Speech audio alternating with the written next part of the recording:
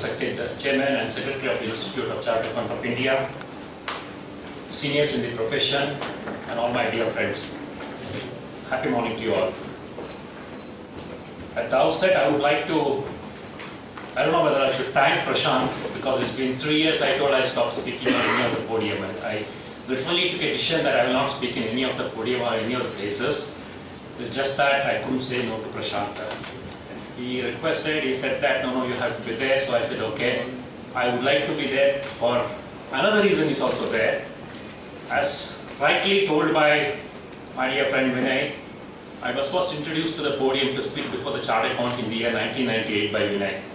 So I thought it could be a right occasion that though I literally ended 3 years back, this will be a more formal ending to my speaking again. So this would be again the last speech before the Chartered Accountant as far as the Institute podiums are concerned. Because in presence of the person who introduced me to the speaker, probably I'll be ending my as a speaker on the podium. Also, it's an occasion because in the last session we have got my partner Ramasubramaniam as a panel in the panel. I always, people who have attended hearing my speech, every speech of mine I ended with thanking my partner Ramasubramaniam. Without his guidance, I wouldn't have been here what I am today. So in his absence again, I would like to thank him for the opportunities that he has given me in my profession.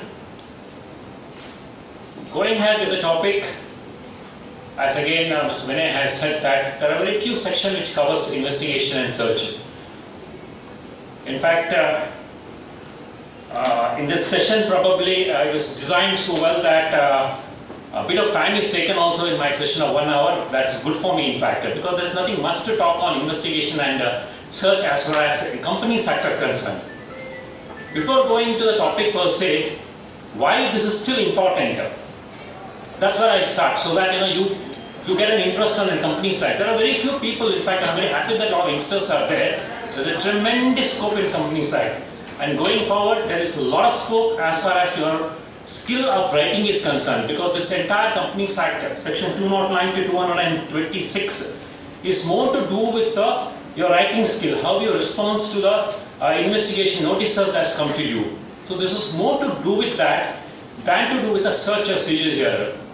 In fact, search and seizure under Companies Act is only a process. It's only a part of the entire investigation. In fact, it is not like in the Income Tax Act where department will visit you to the search and seize your documents and all the things.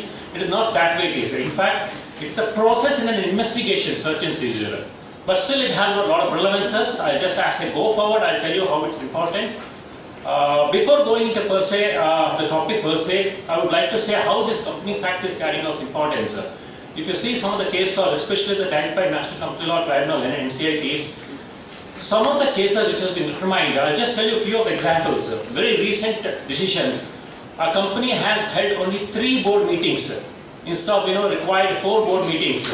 Notices were sent. Inquiry was done, and the company and the officials involved were penalized for holding 1 board meeting less.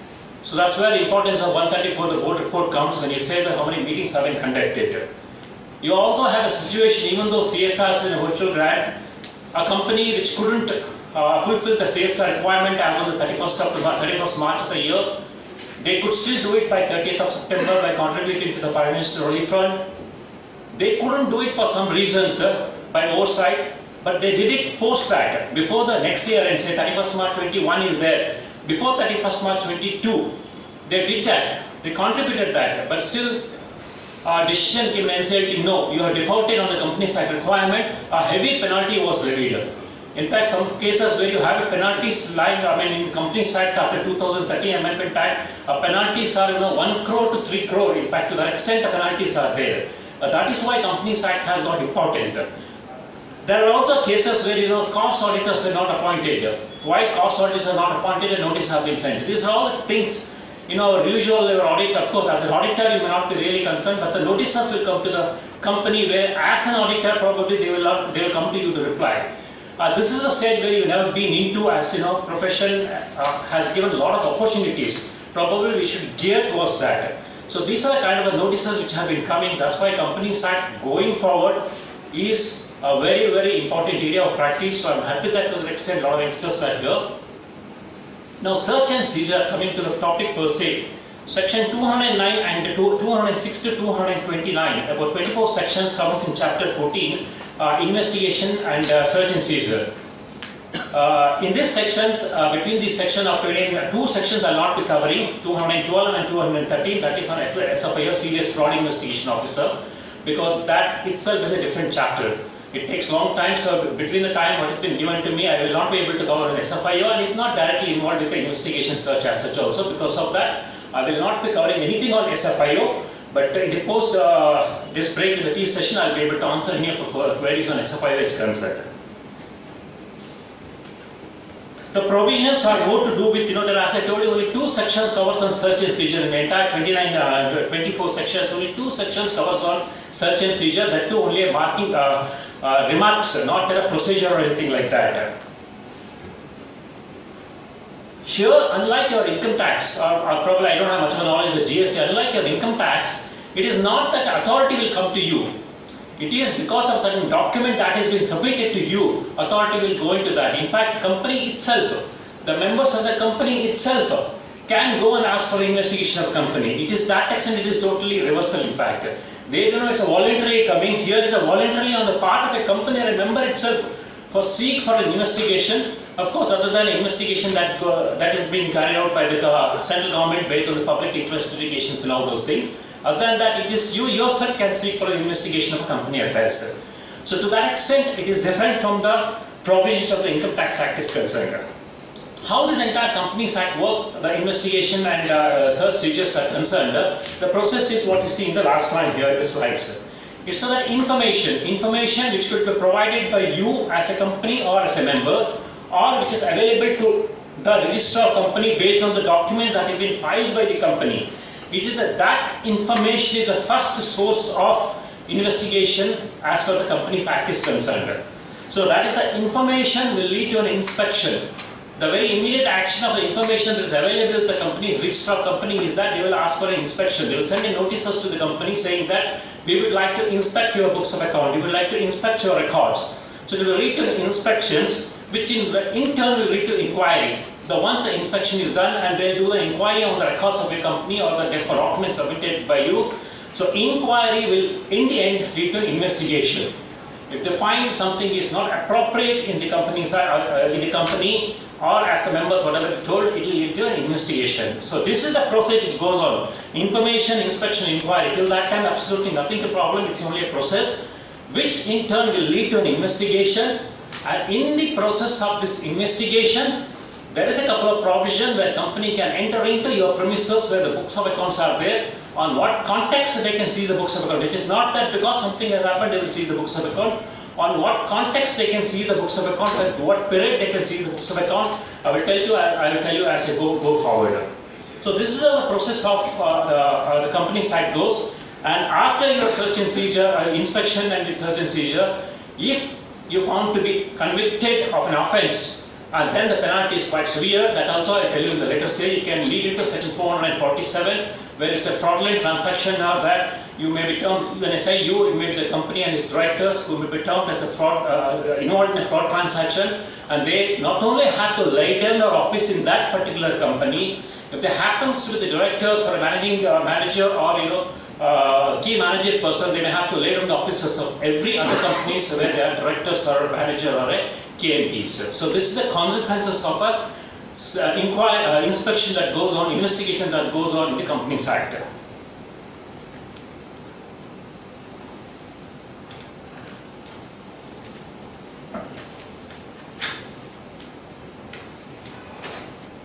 Before I go into because there are very few sections I'm going to talk about, there's nothing much as far as the inspections and search are concerned in the Companies Act, but it's very, very important to know three other provisions of the Companies Act. One is that officer in default, because any investigation that goes on, it is not just that you have got a mental this thing, so only company and the directors will be responsible. No. It's not just company and the directors. There are something called officers in default who are also involved. If they are found to be involved, they also can be liable to these penalties, and including section 447 fraudulent tax transactions. So it's very important to know who are officers in default. Section 2 subsection 60 basically defines about who are the officers in default. Is of course the whole-time directors, Key managerial personnel, which is dealt in section 203, who are the key managerial person. Not that every company have to have a key managerial person. Section 203 says who are the key managerial persons. Directors who has been specified by the board. If the company don't have a key managerial, designated key managerial persons, then the directors who have been specified by the board to get into this particular transaction, say particular financial directors, then only that director will be involved. So if the directors who have been specified by the board, in case the company has not specified the role of any of the directors, what is their role, then all the directors will be responsible for the mishacked or fraudulent transaction in the companies. However, there is also a situation that the director says that no, I was abstained from the meeting, so I am not involved in that.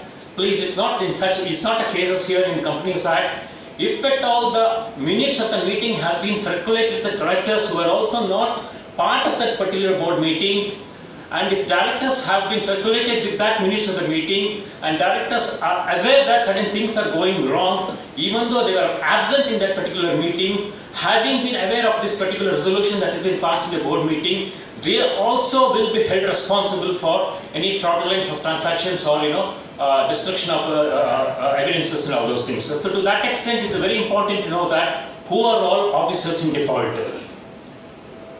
Key managerial persons, section 203 gives very specific key managerial persons. I have been telling in every Companies Act, especially after section 213 has been incorporated. The one important provision in the key managerial person you have to note is that other than the chief executive officers, managers, managing director, company secretary, whole-time director, CFO, chief financial officer is also KMP. So if anything happens in the company, a lot of CAs who may be in industry, you are called as a CFO. For a grade wise, it is fantastic, but then you can also be responsible for the fraudulent activities in the company, which can lead into investigation into the affairs of your internal affairs, or your financial affairs also. Such other officers, this is very important, I have been telling that, such other officer designated by the board as a KMP. So that is not necessary that you have to be section 203 companies, certain companies are prescribed who can be KMPs under 203. Even if it is not such companies wherein the prescribed 203 is there, if support even in a small company you have been designated by the board to be a chief financial officer, then you will be termed as a KMP. This is a provision which is brought down in section 239. So just because in some other company you called as a CFO, don't be very proud that saying that I'm a CEO of the company, because you can be liable as a KMP if anything, any transaction, fraudulent transaction takes place in this company is concerned. So as I told in the beginning, how this procedure starts, the inspection and all the things, with it can commence with the document that is filed with the company with the ROC or any information received by him. So this is where entire my today's session will start as it is concerned. It could be with the available document with the register of companies filed by the company. That could be the source. Equally good as far as the income tax is concerned, because it is the document or the financial statement or the return that is filed in the income tax authority, that is the source. Similarly, here is also one of the sources that, but in addition to that, it can also be the information received by him. What is that information received? Which I'll tell you later. This is where I said that unlike the provisions of the Income Tax Act, here investigation is concerned, the company itself or the member itself can say that you get into the investigation of the affairs of the company.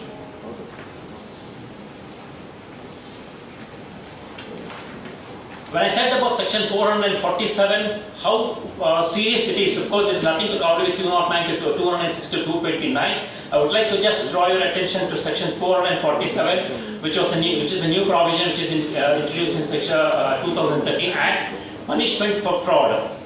Any person who is found to be guilty of fraud involving an amount of 10 lakh rupees, not much here, they don't talk of crores and all the things, just 10 lakh rupees or more, or just 1% of the turnover, whichever is low.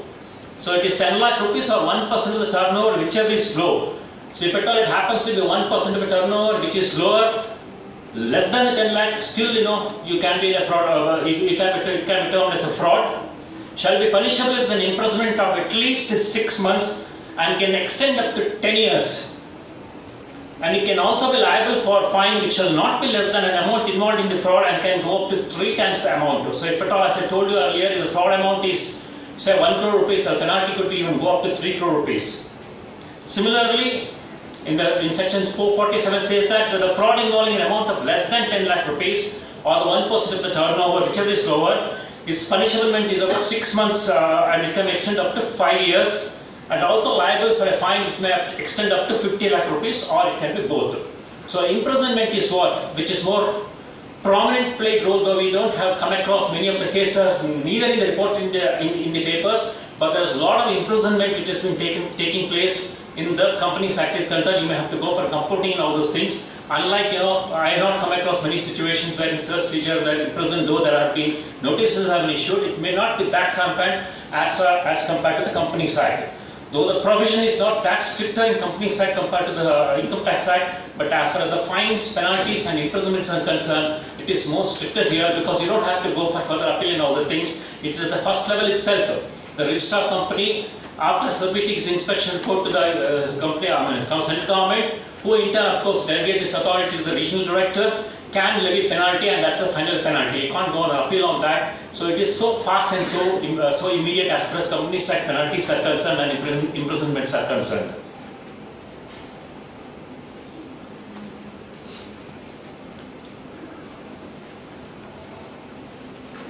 So section 206 is the first provision of the investigations or inspection under the Companies Act is concerned. So if information called for relates to the past records, I'm just giving you the sudden provision. I'm not going to go by each provision of the particular section. Some important provisions of the particular section, I'll deal with that. So officer who will be in default, even if not necessary that you should be in the company at the time of investigation going on. Suppose certain default is goes back to 2008, say year 2008. The director who was there in the year 2008 may not be the director now, or the employee, that is the key managerial persons or the manager in 2008 may not be the employer or manager now, but still company can issue notices for the inspection or inquiry against those employees or those directors also. That's how section 206 deals with.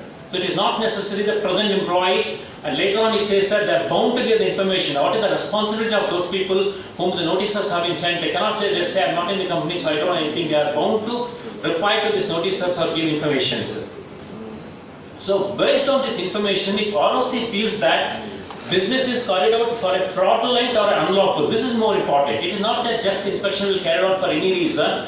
It should come to a conclusion that a fraudulent or unlawful or not in compliance with the law, a business is carried on, then he can conduct inquiry. So after the notice has been sent for inspection, inquiry can proceed with that. After serving with the notice, every notice as earlier it was not there. In the Amendment Act they said that when you go for an inquiry, you should have a recorded reasons why you are going for it. Though you cannot ask for it like in Income Tax Act, what is the reason, recorded reason, in 148 and other thing you ask for it. Here you cannot ask for that. They have to, but the provision says that you should be recording the reason, not that simply you can just send a notices for inquiry. However, central government may, if circumstances warrant, may carry out inquiry, not that is without any information. They can on their own they carry out the inquiry also. Only the central government has got the power. And whenever I say central government, most of the cases in Companies Act, whenever you come across central government, most of these powers have been delegated to the regional directors. If they seek for the information, as I told you, the past employees, present employees will have an information available with the past employees. If at all they are not in a position to give the information for any reason, then even they will be liable for a result will fine of 1 lakh rupees or rupees 500 for each day of default, which continues for non-furnishing of information. A fine penalty can be levied on them. So this is how severe the Companies Act is. And another very important thing what I would like to tell is that there is not a time-bound proceedings as in the Income Tax Act. You don't say that within 6 years or you have to go back within 10 years like that, depending upon your quantum of income that's escaped and all the things. They can go back to any years and say that yes, we are going to carry out the investigations. This is the first thing, sir. They can go back to any years. The second thing is that proceedings can go on to any number of times. There is no, it doesn't say that you have to end this proceeding by 1 month, you have to end this proceeding by 2 months like that. If the proceeding is started today, and suppose they are quite without even asking for inquiries later on, it could also possible that after 1 year again a notices could be sent on the same issues, because there is no time given them for them to complete this proceedings is concerned as for the inspections are concerned. However, there are internal instructions will be there for them. Though the Act doesn't say that, if there is an internal instruction from the central government say that this proceeding has to be completed by 6 months, and they are bound to complete this proceeding within 6 months. Probably you will not know it what is the time given, but the only time limit which is available is the time that has been prescribed internally by the internal instruction to the registrar companies or the inspector appointed, what is the time given to complete this proceedings.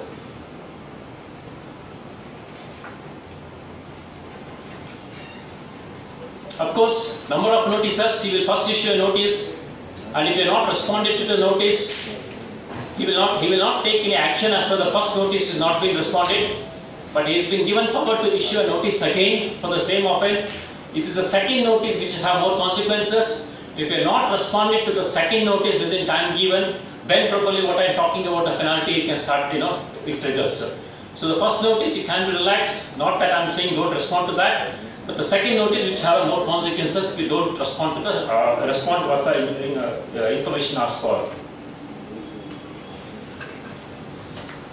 As I go at any point of time, you have got any doubt, you can raise the queries, because that's how I'm always comfortable. I don't have to wait till the end for your queries, so that I don't have to go back to the slides. So any queries, you can always raise your hand and ask, as long as relevant to the topic and that particular sections are concerned. I'll just reply that itself. Section 207 talks about conduct of inquiry and inspection. The registrar or inspector will have all the powers that are vested in a civil court. This is very important. What is the power? This is the only power that is got. The inspector, when I say inspector, there is nothing called income tax inspector we do have in your income tax. There is nothing called inspector in your companies, registrar companies. It is the registrar, and under him all the staffs are there. There are no inspector as such, but when the central government for an inspection appoints somebody, or the registrar companies appoint somebody, he will be called as an inspector. And he will have all the power of the registrar companies as far as the proceedings of inspections are concerned. The inspector is appointed, who is almost nothing like a supreme. It is that his report which carries on the importance. So he is that important, and such inspector can in turn appoint his own 3 or 4 people. So if suppose the registrar companies or central governments appoint me as an inspector, it's only that my identity, as far as entering into the company is concerned, I in turn come along with another 2-3 people to do the inspection, and they have got equally the power to ask for all the information, even though they are not an appointed inspector, but they have been appointed by me to assist me as an inspector. So disobeying any of the instruction will attract 25,000 rupees or 1 lakh rupees. It's a range. Normally in company side you are given a range, a fine from 25 lakh to 1 lakh rupees, and imprisonment it can go up to 1 year. That is, if you are not, any of this instruction what the inspectors ask for a document, it is not furnished and all the thing, or you are not obeyed with whatever he is asking for it, then this is the kind of penalty which runs as far as section 207 in inspection inquiry is concerned.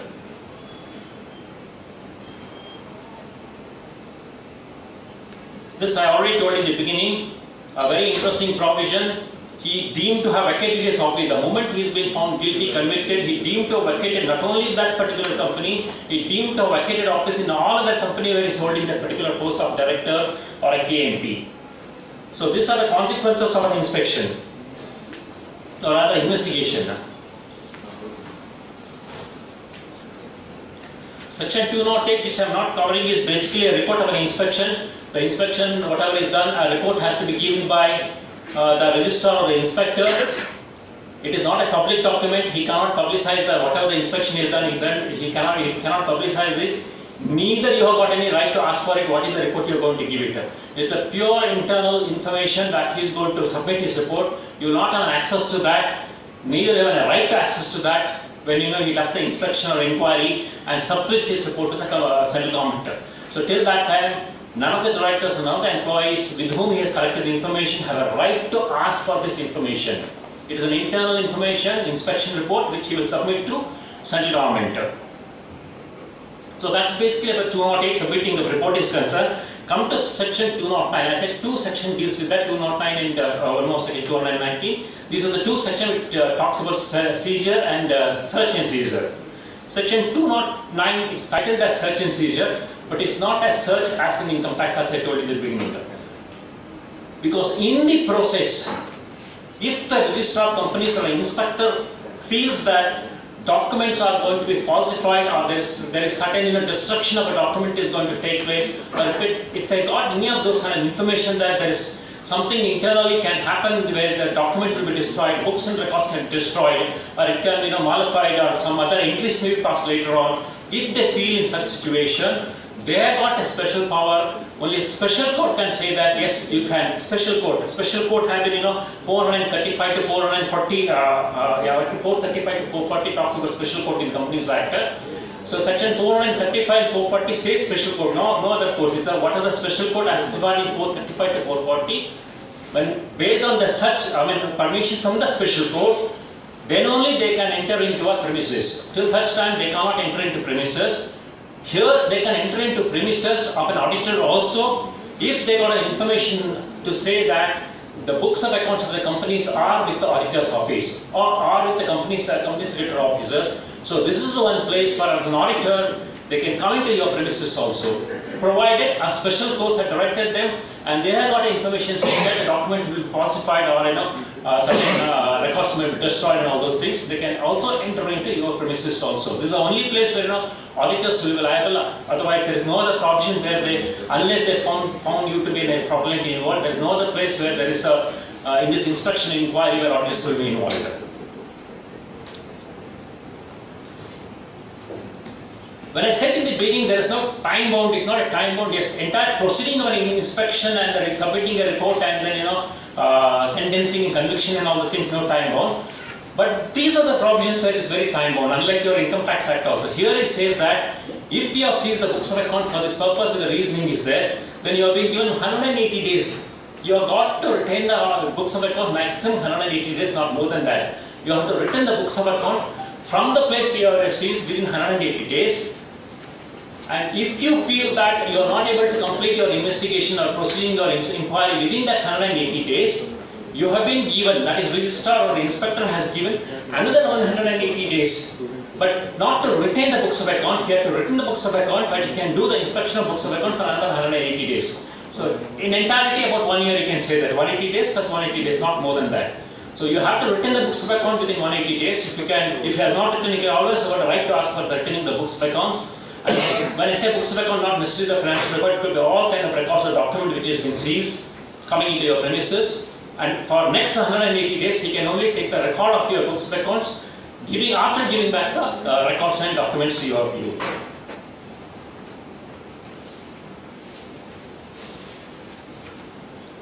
So as I said, after inspection or inquiry, he will submit a report, inspection report he will give. Once the inspection report is given to the central government, then only investigation starts. Till here, nothing. It's only a correspondence. Your skill of writing, this is very, very important. It all depends on how good you are in communicating for any violence or a fraud which you have said, how best you are able to in a position to reply. This is where a lot of scope is going to become, because a lot of notices are being issued to companies, and it's quite unfortunate that companies are not approaching chartered account for reply, though we are more competent to reply as far as the financial matters are concerned. They go to the advocate for the reply. We are equally competent to make this reply, because this is that first stage of reply which is very, very important, because based on this particular replies, he can take a call whether he can, report can be further submitted to, that is a registrar of companies or an inspector can feel that whether this report can be further submitted for investigation. After submitting his report, based on this report, the central government, who in turn may also authorize the regional director, can issue a notices for investigation. This is where the investigation starts. Till such time it's only a collecting of information. The serious act will start only after the investigation commences with the prior approval of a central government. And it is not just that a registrar or central government have the power, even the tribunal have got the power to seek investigation of the company affairs. What are the circumstances when tribunal can also come into picture as far as the investigations of the companies are concerned? That's what is dealt in section 210 and 213. So first, of course, on receipt of inspection report by the registrar of the inspector, the central government can say, seek for investigation. On intimation of a special resolution passed by the company, this is where I said company and the members. A company can pass a special resolution on their own and say that the investigation of affairs of the company can be conducted. Suppose there's a change of a board directive, how it can happen? Why the same board may say that? No. It could be possible that the board which is there present can always say, for the past activity which is conducted in a fraudulent way, I will pass a special resolution and seek the approval of the tribunal to conduct the inspection or inquiry of the activities of inspection as per the investigation as per the activities of the concerned companies are concerned. So a special resolution. Or suo motu also it can be done if it is a public interest involved. If the public interests are involved, then the central government suo motu can ask for an investigation of the affairs of the company. Where the court or a tribunal in specific instances pass an order saying that investigation of a company has to be conducted, in such situations also central government can issue a notice for investigation of affairs of the company. This is the first situation. There are 6-7 situations are there. Fifth situation is the members. I told you earlier the company through a special resolution, members of the company where the equities are there, then 100 members, not less than 100 members, it says that, not less than 100 members can make an application for investigation of an affairs of the company. It can also be a one member who can ask for investigation of affairs of the company, provided he holds not less than 10% of the voting power. So if he holds not less than any member of a company who holds not less than 10% of the voting power can also ask for investigation of affairs of the company. Why I am stressing on this is that you may come across a lot of time, one director coming and saying that no, I'm not happy, they're not allowing me to see the books of accounts, financial, I'm not involved in any of the activities, but I feel the activities of fraud is conducted and all those things, then he can, if he holds more than 10%, make an application to the tribunal for seeking for an investigation of the affairs of the company. If the company don't have equity, it's only a member-based company, in such situation, not less than 1/5, that is not less than 20% of the members. So if it's a 10 members, is that now 20% of that. So not less than 20% of the members can make an application asking for investigation for purpose of the company. So first 3 is concerned as far as the 1, 2, 3, the first 4 bullet points are concerned. This is where the company is, central government involvement will be there. Then next bullet points are concerned, these are the tribunal's involvement will be there. It can be directly tribunal, not necessarily central government approval to be required for investigation for purpose of the company is concerned.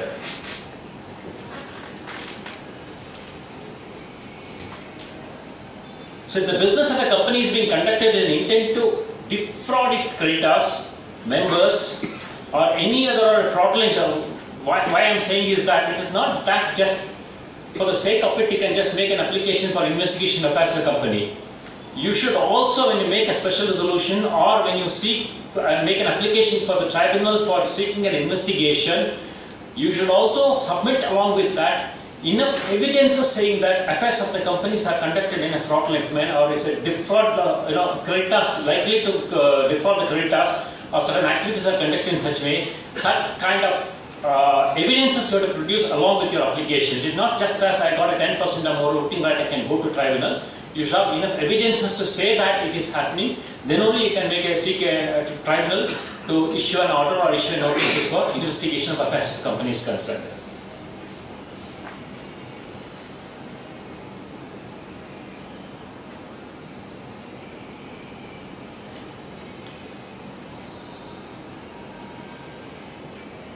There's another one important section is that, in fact, here is the cost.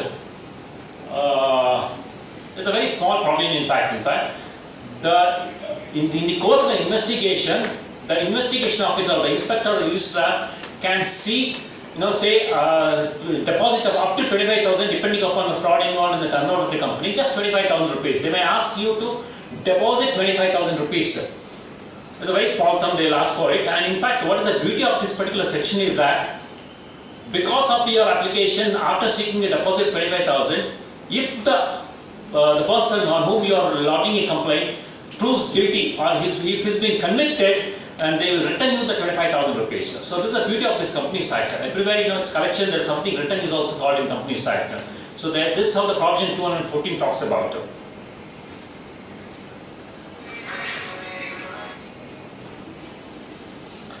Section 218, during the pendency of a proceeding, now this is where how employees have been covered. It talks about this. Entire section 219 is the employees' rights are concerned. During the pendency of a proceedings, the company shall not. This is very interesting. Some of the provisions of the Companies Act. These are the things you don't see in income tax law, and I'm very sure in the GST Act. It says that during the pendency of the proceedings, the company shall not discharge or suspend any employees, punish him by dismissing, removal, or demoting him. That's the employee who are involved, on whom the certain inquiry has been taking place. Then such employees, discharge or suspending employees, punish him by dismissing or removing or demoting him, change the terms of employment for his disadvantage, unless person has obtained approval of the tribunal. That is, person when I say that it could be company or it could be whoever has lodged a complaint. Unless tribunal has given approval for any of those things, discharging or suspending of employees or change the terms of employment, you cannot do that. It has to carry on this activity like that. However, if the tribunal says that yes, you can do that, you can still go and appeal to the appellate tribunal, but appellate tribunal order is final here. Entire proceedings in the Companies Act is quasi-judicial. Entire, when I talk about the inspection or inquiry, it's a quasi-judicial. It's not a judicial, it's a quasi-judicial. So suppose during the course of your inspection or investigation, you have taken, in writing so many employees, as a witness. They may not all hold good because they are quasi-judicial. At the same time, they don't have any right to appeal against whatever I said it is wrong and other thing. Because a statement is given, the matter ends there for the investigation officers to proceed further. So that's how this entire proceeding of the company is concerned. It's a quasi-judicial in nature. And unless, earlier it was not there, unless a statement is taken on an oath, your statement will not have validity, especially in other UK courts and all the things. Unless the statement is taken on an oath, whatever the statement is given, it doesn't have validity. So that's how it is. So that's why it is a statement taken on an oath. It is said that. So that's how earlier in the Companies Act it was not there. In fact, in the UK Act and all the thing, even now the statements are not taken on oath. That's why a lot of inquiries and inspection goes on there. Here, not much have started, but if they insisted for the statement to be taken on oath, then be sure that this can be a reliable document for the further proceeding in the court of law.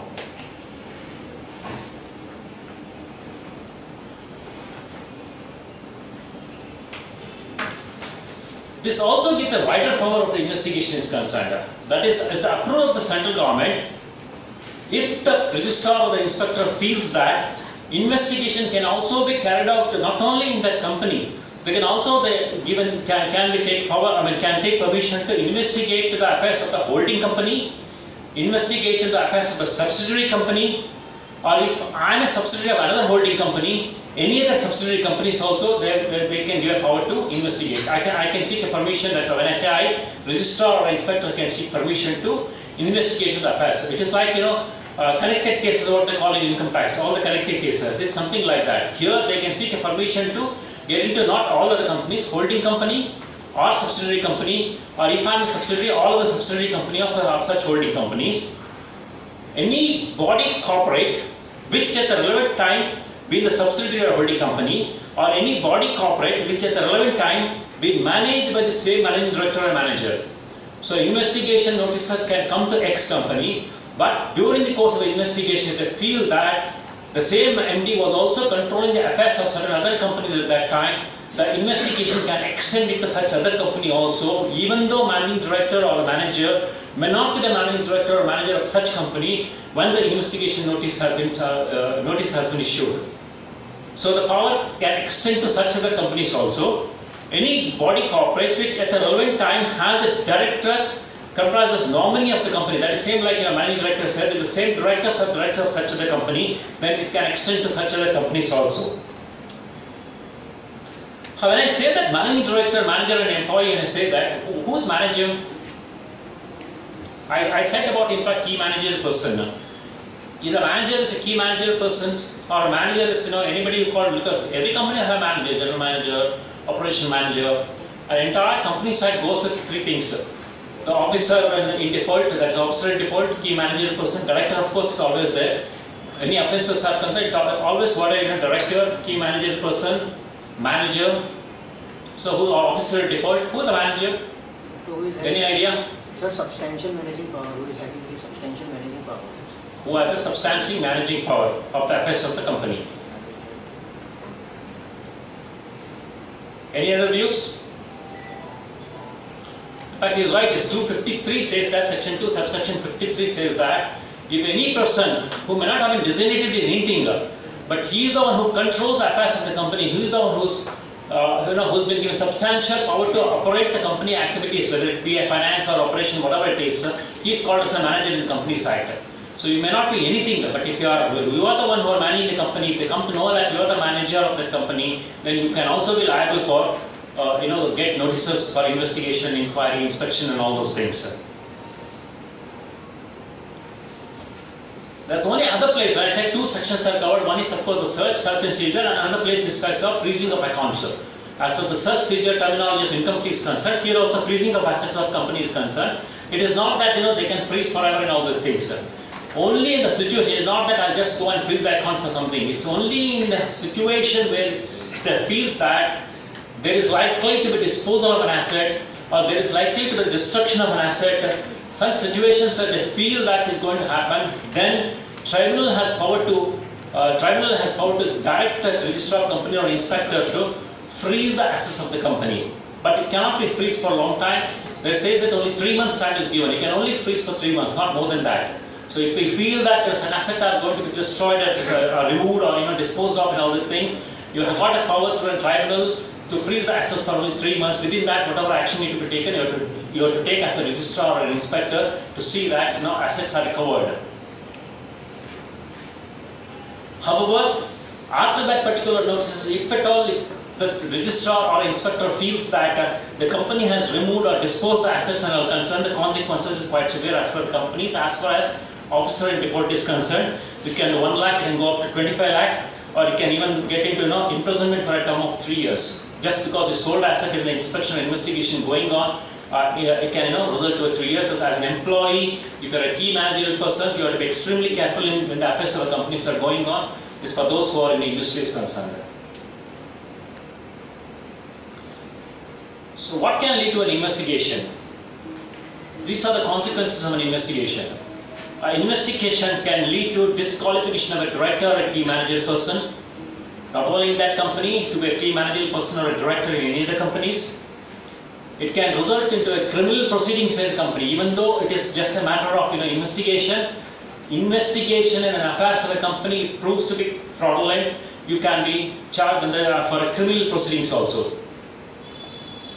Bring petition to wind up of a company. Entire company can be wound up if they found that certain fraudulent transaction or defraud or certain activities are going on which is unlawful, or defraud the creditors is going on, then the company can be wound up also under the provision of these investigations.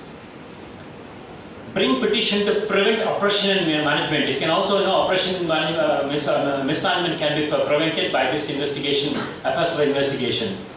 A civil proceeding can take place against the company or any other person involved, the manager or the managing director, for the recovery of the damages whatever is taken place. A recovery of the property as to seizure, recovery of the property which has been wrongfully retained. If you found proof to that wrongfully retained properties are there, then the recovery can take place because of these investigations. In case of an ownership dispute, this is what I have dealt with that. In place of an ownership dispute, it may restrict the transfer of securities. Your investigation also, one other situation where your investigation can also go on is where it's an ownership dispute. If you feel that transfer of shares have not been taken place in the legal terms, or certain misappropriation is happening to have control on the company affairs by voting right and all those things. In such situations also, the registrar tribunal ruling can say that investigation of affairs of the company can be conducted. It's not necessarily a situation where fraud is taking place or anything like that. If at all there is a control because control is what the company is all about. If at all is proved that the control of the company is going to be vested because of some unlawful methods, in such situation also investigation of a company can take place. And in such situations, ownership dispute may restrict the transfer of securities can be happened. So these are basically the provisions of the Companies Act as far as inquiry, inspection, investigation is concerned. As in the beginning I told that There's nothing called search in Companies Act is concerned, except to two sections provide for it. It is in the process of my investigation. I will be doing the search of the premises. It is not the search of the premises only to the extent of impounding the books for a limited period of 180 days, not more than that. Books or records or documents, whatever is concerned. It's only to that extent I have been given right to visit the officers, whoever officers is there, where such books or records are concerned. So it is only to that extent search and seizure is there, seizing the books of the accounts are concerned. Search and seizure words have been used in the Companies Act. Otherwise, entire Companies Act goes with the starting step of an inspection based on the information inspection, then the inquiry, then the investigation. So your role as a chartered accountant, if you are in a practice, will come just a stage before investigation, because when the inspection is carried out, you may have to give a replies. That is what carries a lot of importance. And then it goes to inspection and of course investigation. And when the investigation is happening, of course you don't have any role to play, only in the reply in the end. But most of that time it will be only tribunal which get involved. So as far as the practicing area is concerned, your correspondences before the investigation started, before the reporting given by the registrar or the inspector to the central government, and next when the tribunal, because now you know that under the inside you can also be a practicing member. So that's where a lot of litigations are taking place. We see that today's company cases, most of the cases are on NCLT. This one it doesn't have to go into high court and all the things. NCLT takes all the decisions in fact. So almost to a smallest of an issue like transfer of shares, to the extent of if the company has been treated as defunct or closed, on that issue also if the registrar on its own it closes the company, on that issue also it can go to NCLT to revive the companies. There's a tremendous scope as far as the NCLT is concerned. But as far as today's topic is concerned, this is how it is. It starts with an inspection and inquiry, goes to investigation. Investigation will lead to the consequences is quite severe, penalty, or even can lead to an imprisonment. So this is all the provision broadly in the Companies Act. I've just extended about 5 minutes, though I've given 10 minutes or 15 minutes late. So I'll leave for next 5 minutes for question answers, any kind of questions on investigation and inquiry is concerned, inspection, yes sir. So with respect to criminal proceedings, yeah. So say if any director is found guilty as per section 447, Yeah. will it also initiate proceedings under ITC? It depends on what kind of fraud is taken place. So when I say guilty, it's straightway 447 it gives a fraudulent activities. It depends on what kind. That's why I said I have not covered on SFIO. SFIO will go into that further proceedings. If just because you have been found guilty to be 447, criminal proceeding will not go. But if at all the proceedings in such a nature that there's a fraudulent activities taking place in a continuous matter with an intention to defraud some people, your entire intention is to make the provision of the act fail, then probably, and which has to lead to a defrauding certain people, then it can lead to criminal proceedings. So the other way also, if the director is convicted under ITC, can proceedings also be initiated as per under Companies Act? Directors who are Already already committing fraud, which is linked to the company. If the directors are convicted under ITC, say Okay. 420, yeah. will investigation also start as per Companies Act? Can because that's a wider power on the information available, but it depends on what information available is there. Based on the information available, register can on its own also start. As well as suppose directors involved, in your case you are saying director involved, there are 3 directors. And one director is found to be guilty and some certain proceedings are going in a civil court. Then other 2 directors or the members of the company can also make an application provided they fulfill the requirement of 10% upholding and all those things. Or on their own by passing a special resolution. There's a wide power because of situation only they have been given a wide power. It's not that it is he's been held guilty so I don't have any power. Civil company can also ask for investigation of affairs of the company internally. So Because that proceeding could be totally different. I may be still feeling that certain things are happening which is not correct. Certain things would have happened which is not correct. Then I can pass a special resolution and ask for investigation of the company. So based on Through a tribunal. order also they can initiate. Absolutely, absolutely. Thank you. In fact, I should. I'll just come to that. Just answer one more because I would like to utilize all these sessions to more of a knowledge sharing, especially when I see the youngsters. There are a couple of points before I come to your questions. I just would like to tell. This is again my hot point as far as the sessions are concerned. Many of you attended would know that.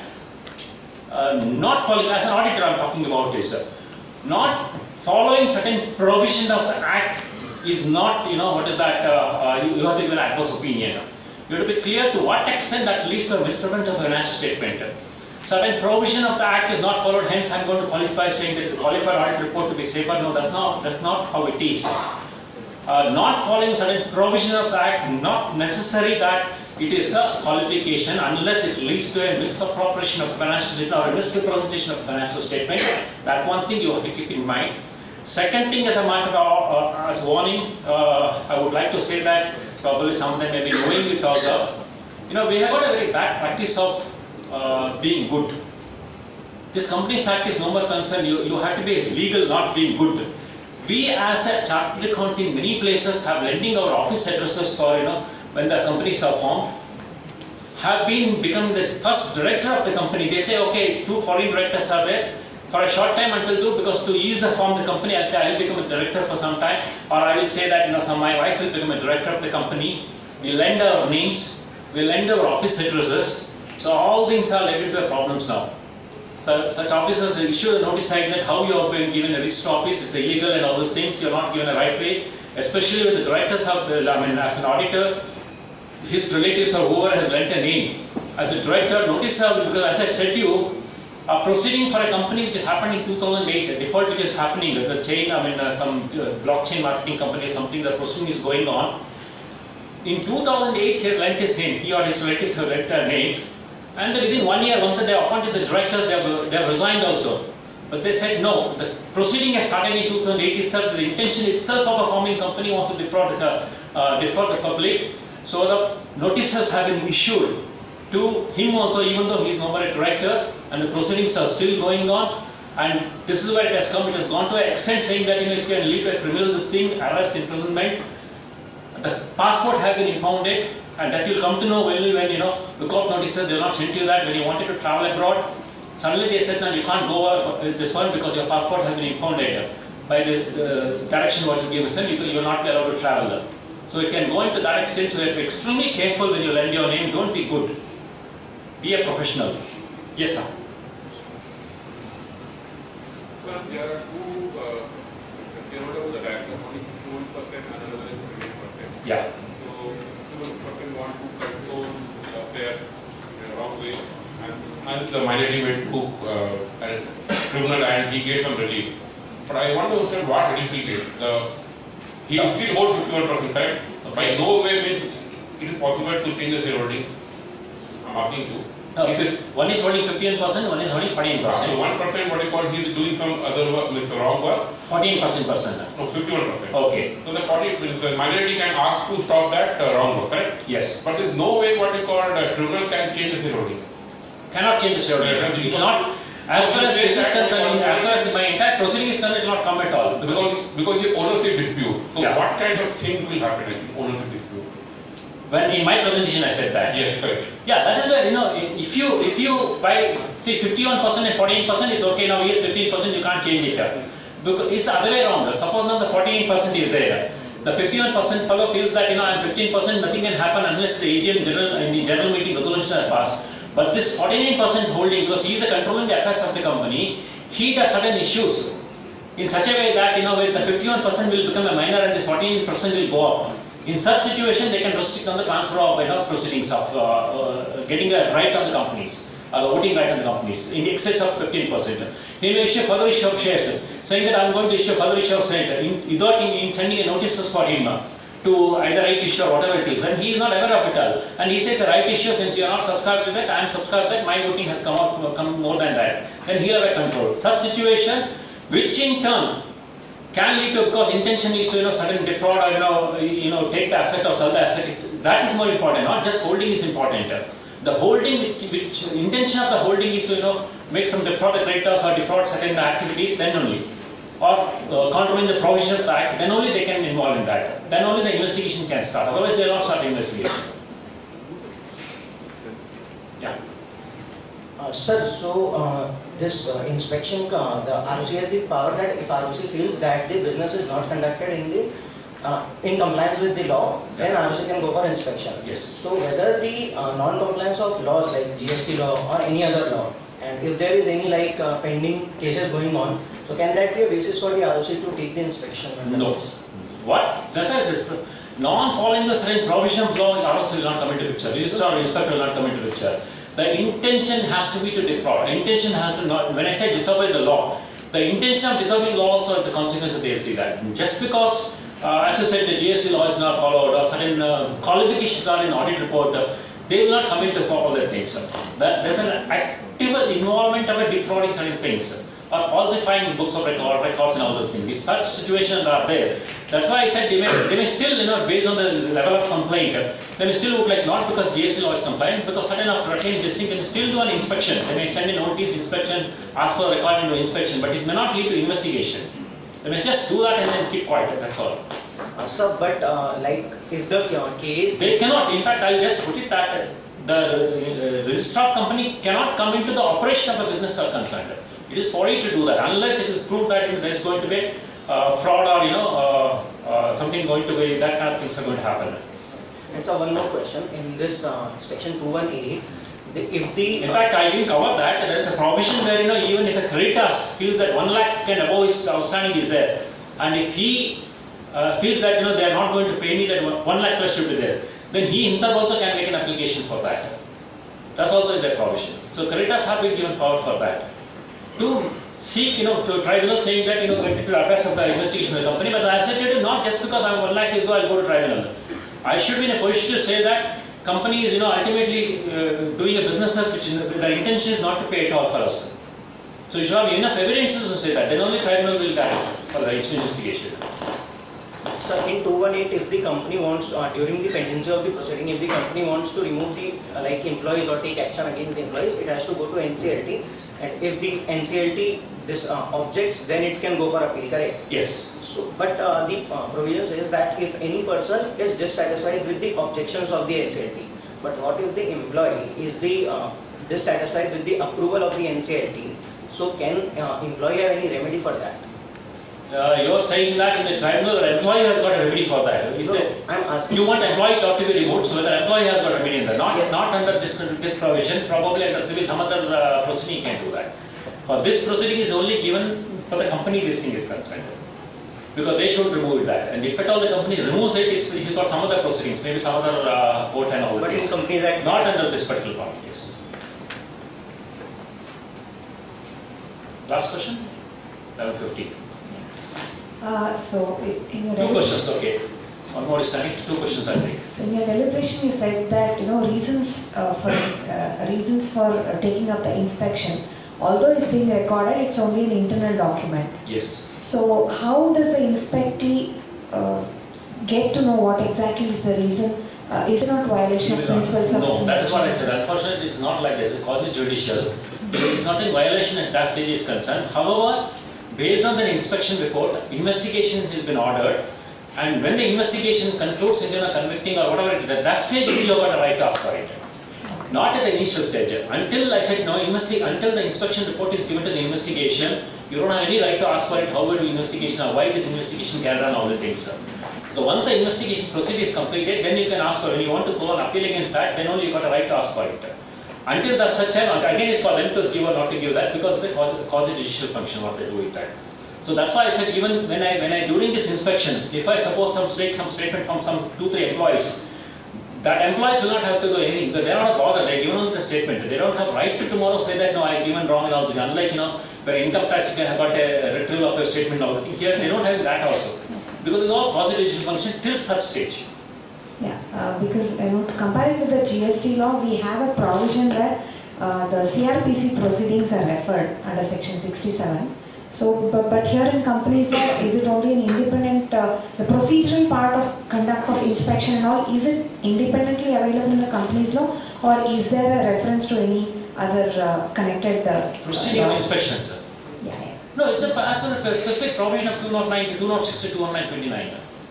Where it says that. That's why I said inspection can be on your own based on the information available with the company, based on the records which has been filed with them. It could be any document filed with them, or based on certain complaint lodged by the tribunal, members or the company itself. That's the only way they can start with the proceeding, otherwise no way. The procedure to be followed, sir. Procedure is there. Procedure to be followed is again covered in that, but it's very limited. Yeah. What it says, how it will do that, For certain provision, like a civil procedure code has been given. It's the same Yeah. power of civil procedure code is given here also. Yeah, that's. Notwithstanding in any contained in any other law for the time being, it says like that. Or any proceeding is going on, in this seizure or in the investigation is concerned, civil procedure code will follow. Exactly what are the power given under that and all that thing probably later on, what are the kind of power they can give could be discussed. I am not very sure of it. Yeah, But because civil procedure code will follow. Yeah, the question why I asked was, under the CRPC law, there is a provision to ask for that reason to believe. Okay. So, is that... No, that- here nothing called is the reason to believe it. Till the investigation stage, nothing is there. No way you can ask for it. It is very clearly stated also. Even department also internally said that no, we don't have to give that. In the internal, in the earlier situations also, because here in India, this inspection, inquiry, investigation was not that rampant in the beginning. Now it started. So if you read the act as such, look for the case laws. Most of the case laws are dead somewhere else. So you don't have the case laws now. So, but however, department have been giving circulars. They said that no, we want to give you the whatever the inspection report is, the report what we're going to for investigation to central government. Thank you, sir. Thanks. Yeah, last question. Only because of the time, I'm available at a tea break. Identity questions. For example, in case of income tax search cases, we'll have a lot of interval documents. They got state the record, the statement of the director is also 132.4. Offer it's a binding on the investigation. For example, take a scenario, the out of seized material, say there is a 20% turnover is a suppressed sale.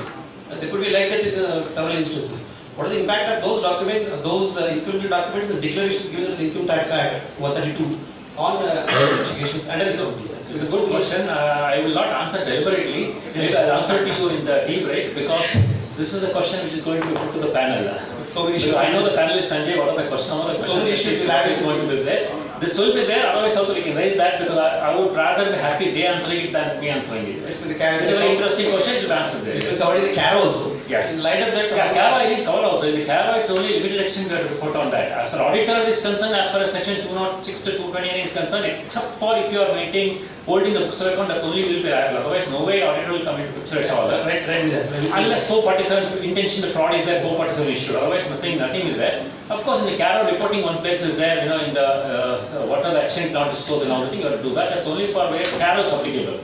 Otherwise, no. And my issue is that investigation with respect to the director, company, and auditors. The three angles it was right. Because so many income documents will be there. This is material. Yes. It will have a repercussion implication on the financial statements first. Not necessarily every time 132 will lead to a repercussion on the financial statement because if you especially come to 132 rates, it is which is not disclosed. Most of the things when you finding 132 is which is not disclosed or inappropriate disclosed, these things are concerned. So as far as the Companies Act is concerned, your financial statement is based on the records.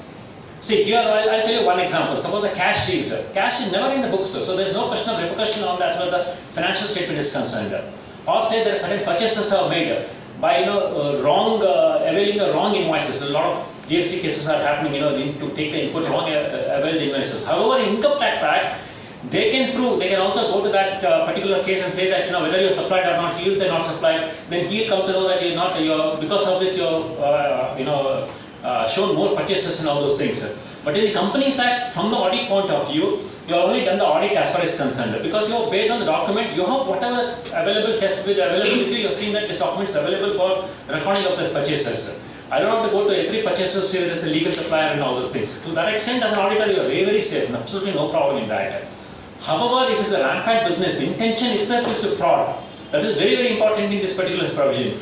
Intention itself is to do a fraud or for certain falsifying documents and all those things.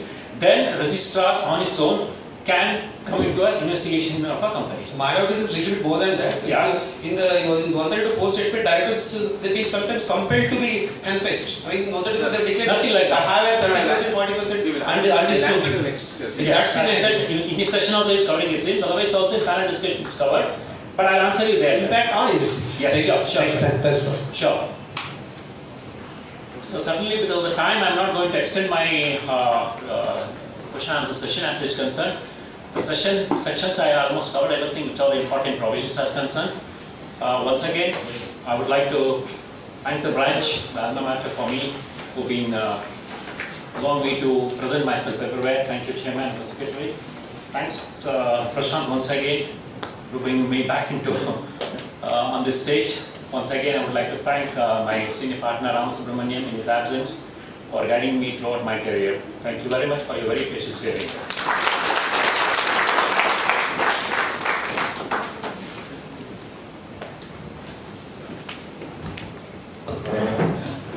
Thank you, sir. Thank you for showing us light on the experience and the implication under the Companies Act.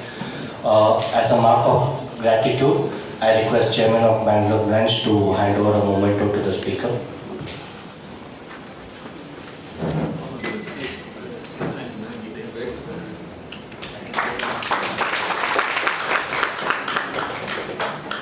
Of course, you did mention you wanted to end it with this, but we will definitely tell you to take up further. Rather, we wish to see you more as well. Thank you. We'll have